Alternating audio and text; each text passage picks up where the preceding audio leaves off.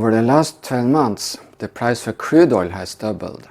It is predicted that the oil price will stay over $100 per barrel for the rest of this year. This is really bad news for the airline companies. First, we got COVID-19, and now the high fuel price, which already was one of the highest operating expenses. What can be done to reduce the fuel consumption? Actually, a lot.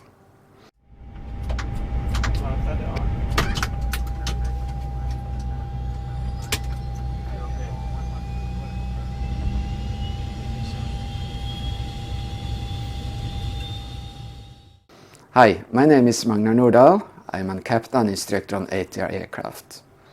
In this video, I will talk about how we pilots can save fuel. I will use data from ATR 72 as an example, but the principles are valid for other aircraft as well. For cruise, unless otherwise stated, I will use data for 21 tons, flight level 180, and International Standard Atmospheric Conditions, ISA conditions. The cruise speed is 274 knots, and the fuel flow is 360 kilograms per hour per engine, or a total of 720 kilos per hour. That gives 2.63 kilograms per nautical mile.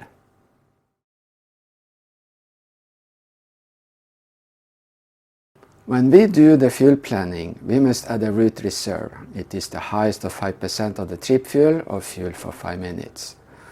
This is not always enough. We can experience more headwind than expected, or we might have to divert around thunderstorms, or there might be delays because of all the traffic. Having 20 or 30 minutes extra fuel is always comforting. And don't forget, there is a minute chance that we lose the cabin pressure and must complete the trip at level 100, where the fuel consumption is higher. We must also add extra fuel if we cannot refuel at the destination. But our best cruise level depends on the weight. Therefore, the more extra fuel we carry, the lower our twin engine ceiling will be. For example, if we add 1000 kilo extra fuel, the service ceiling is reduced by about 1000 feet. And the lower you fly, the higher your fuel consumption.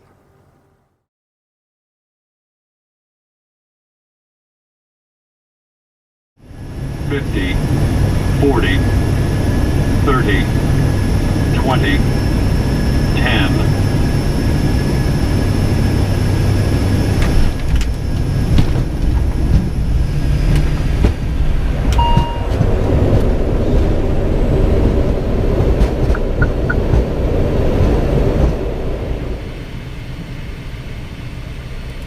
Before shutting down an engine after landing, the manufacturer recommends to let the engine run in ground idle for 2 minutes after landing or last use a reverse.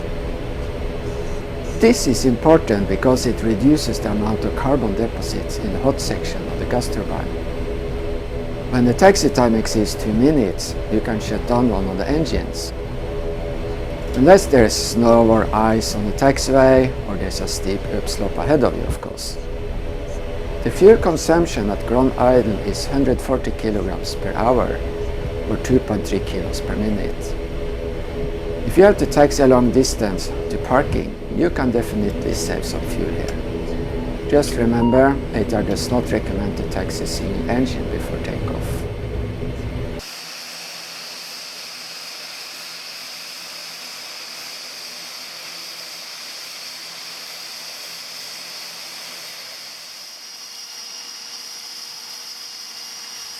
And talking about ground operations, we should try to keep the use of hotel mode to a minimum. The fuel consumption is 90 kilos per hour, or 1.5 kilos per minute. If you are not familiar with the term hotel mode, it means that engine number 2 on ATR is running with the propeller stopped. It has the same function as an APU, providing electric power and air condition.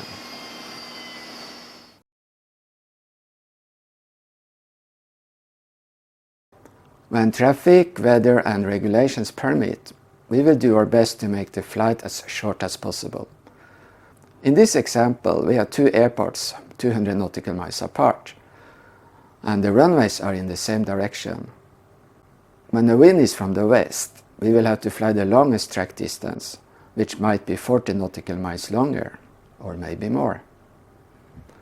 When the winds are light and traffic permits, we might be able to use the opposite runways and save time and fuel.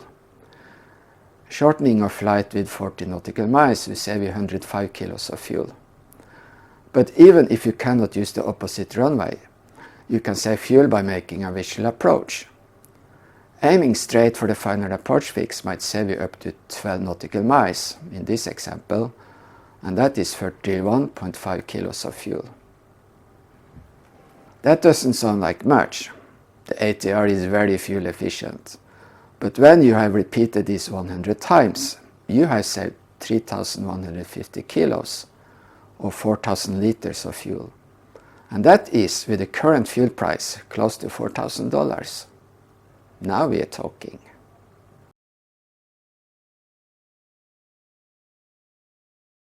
The air condition system pulls energy from the engine. When the cabin is hot, it might be necessary to use high flow. But this affects the performance of the aircraft, especially in climb. According to FCOM, the fuel consumption increases 10% during climb, because it takes more time to reach the selected cruise level. My experience is that high flow reduces the rate of climb with about 100 feet per minute. Therefore, if you need to use high flow during climb for passenger comfort, you should consider to select normal flow when you are above, say, 10,000 feet. This will give you better climb performance.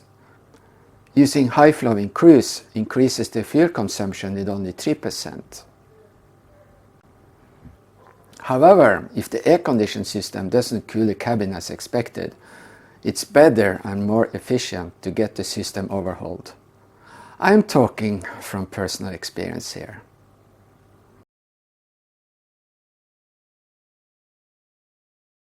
The Flight Crew Operating Manual, FCOM, has tables for climb with 170 knots and 190 knots. For ATR 42, the speeds are 160 and 190 respectively. I never use 190 knots in climb, because this increases the fuel consumption. The most fuel efficient way to climb is to use whitebug plus 10 knots.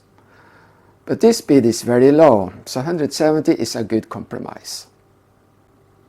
I will only use whitebug plus 10 in normal conditions when clearing obstacles or when climbing in the opposite direction of the destination and a turn is specified at a certain altitude. And here is another trick. When you are getting close to your cruise level, maybe you have 2,000 feet to go, the rate of climb is quite modest. If I am in normal conditions, I will set pitch hold mode with 5 degrees nose up. This will expedite the last part of the climb and save some fuel.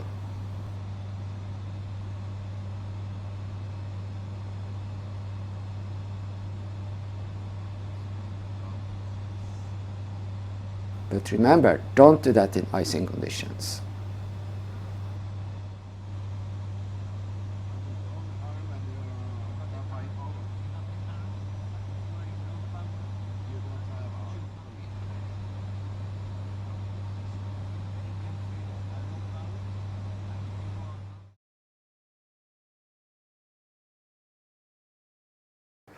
The twin-engine ceiling for an ATR is defined as the altitude where the rate of climb is reduced to 300 feet per minute.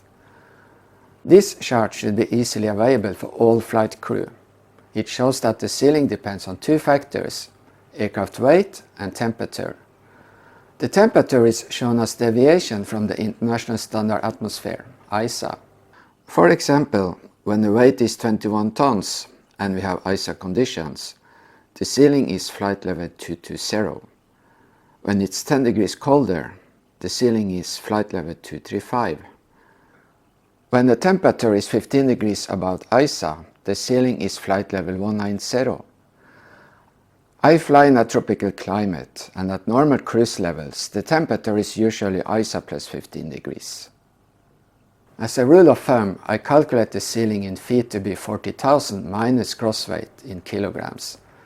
So, when the weight is 21,000 kilos, the cruise level will be 40,000 minus 21, which is 19,000 feet, or flight level 190. That's for ISA plus 15. When the temperature is ISA plus 20, the cruise level is 2,000 feet less, and we will cruise at level 170. If you cruise 2,000 feet below your twin engine ceiling, you will burn 5 to 7% more fuel per hour. Therefore, I always plan to cruise at the published twin engine ceiling, unless the flight is very short. Then I calculate the flight level to be equal to the track distance. For example, if the track distance is 120 nautical miles, I will cruise at level 120. There is one more consideration, and that's the wind. When the headwind is increasing with altitude, you might choose a lower flight level. My rule of thumb is, if the headwind component increases with more than 5 knots per 1,000 feet during climb, then there will be no benefit. Instead, I will select the level that gives the best true airspeed.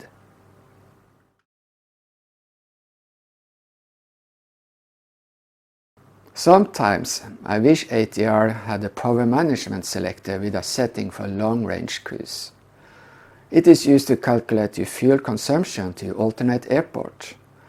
We can also use long-range cruise for ferry flights, when you have tailwind, and otherwise when you are not in a hurry.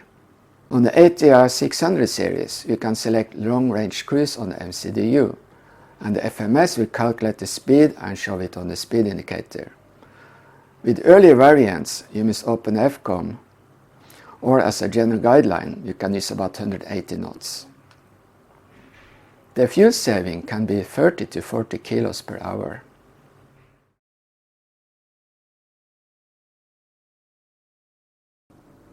A standard descent profile is 3 degrees and is easy to calculate with the 3-to-1 rule.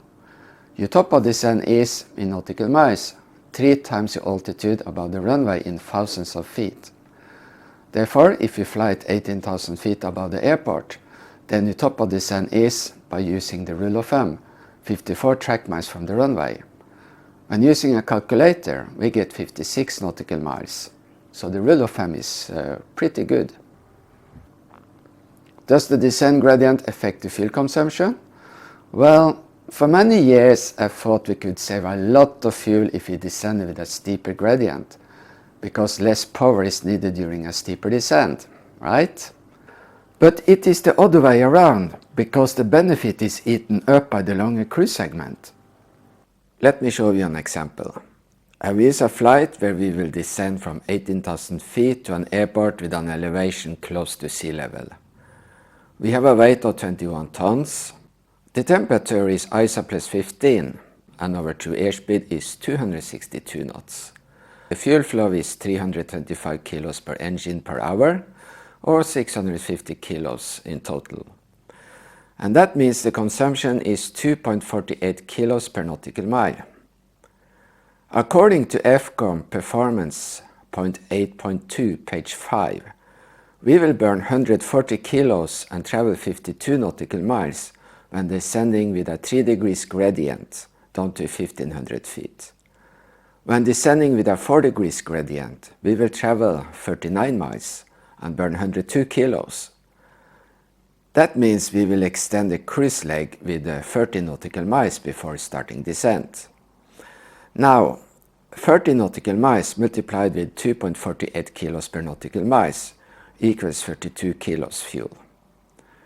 When we add 102 kilos and 32 kilos, we get 134 kilos fuel, which is 6 kilos less than with the 3 degrees descent gradient, which shows 140. Here is the MCDU for this flight.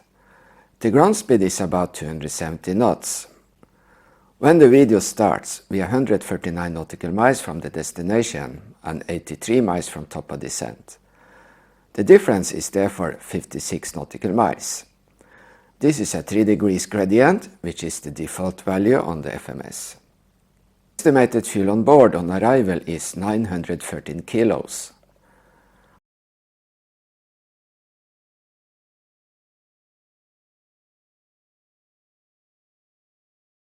I enter 3.5 degrees and estimated fuel on board is reduced to 910 kilos.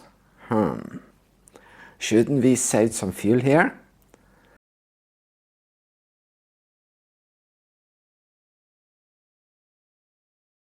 Let's try 4.0 degrees. 908 kilos. That is 5 kilos more than with 3 degrees. FCOM says that it should be the opposite. So what's the reason for this? I think the answer lies in the fact that FCOM presents simplified data. The tables for descent are made for 15 tons, and there are no corrections for higher weight and atmospheric conditions. The FMS, on the other hand, takes into account all of that. Therefore, we must conclude that, in this specific case, there is no gain in delaying the descent. In fact, we will save fuel by descending earlier. When I select 2.5 degrees, the estimated fuel on board at arrival is 918 kilos, which means I save 5 kilos. However, this is only achieved when you make a constant descent. If you level off on the way down, you will lose this benefit and probably burn more fuel. But the best saver is to reduce the speed during descent. Normal speed is 240. If you reduce the speed to 220, you will save 11 kilos. And with 200 knots, you will save 20 kilos. All this from 18,000 feet to sea level.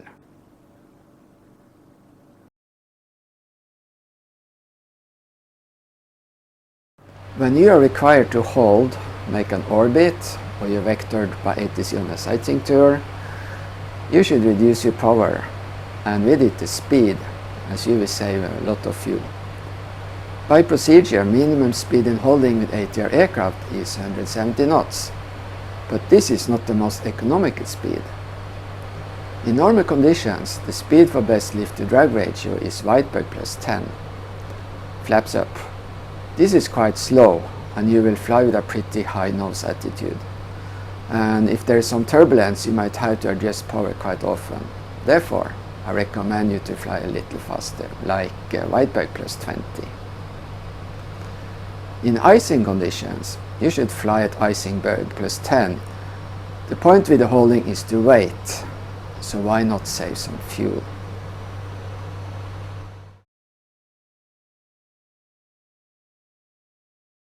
Before entering final approach, you should try to avoid leveling off.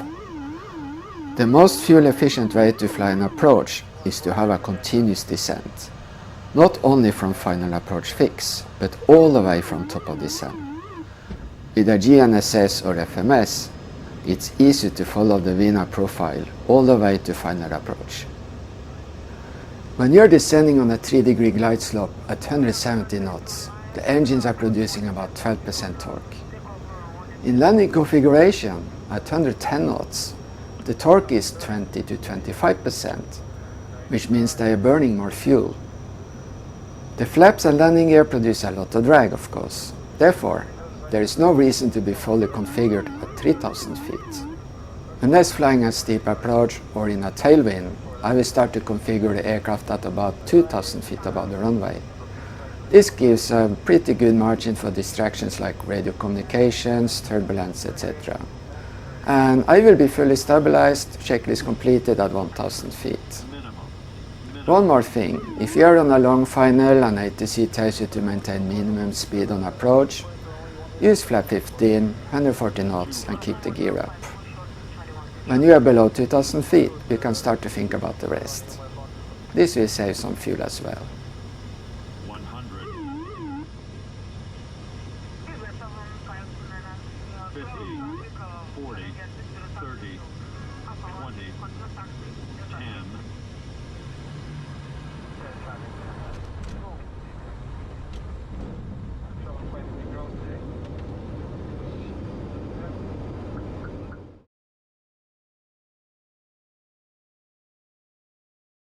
Saving a little fuel here and there doesn't sound much, especially with an ATR, which is already very efficient. But when you look at the big picture, you will start to talk about big numbers. If you fly, say, 800 sectors a year and in average save 10 kilos per flight, then you save 8,000 kilo fuel in a year. That's close to 10,000 liters, and with the current fuel price, we are talking about 10,000 US dollars. And that is only what you and your crew will save. Then multiply with the number of crew in your company, and you will get an impressive result, just by saving 10 kilos per flight. What do you think? How much fuel do you think you can save in a year?